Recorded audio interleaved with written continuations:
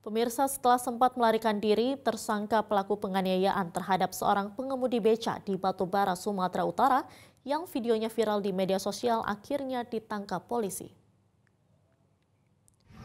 Pelarian tersangka Ilham berakhir setelah dirinya ditangkap personel Satuan Reserse Kriminal Polres Batubara dan Unit Reserse Kriminal Polsek Labuhan Ruku di kawasan Belawan, Medan. Kini pria berusia 39 tahun itu masih menjalani pemeriksaan di kantor polisi dan hanya bisa menyesali perbuatannya.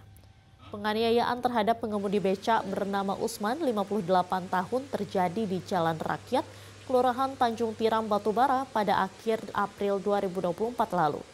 Peristiwa dipicu karena tersangka tidak terima ditegur sebab menghalangi jalan becak korban.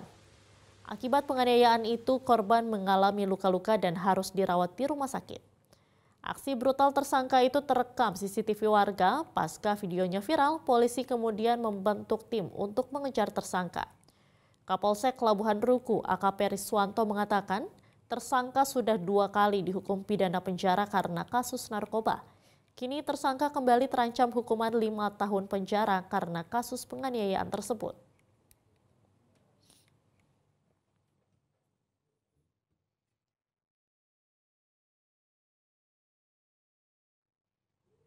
Buletin Sumatera Utara akan kembali dengan informasi lain, diantaranya seorang penarik becak motor akhirnya bisa memenuhi impiannya menunaikan ibadah haji tahun 2024 ini. Informasinya kami hadirkan usai jeda.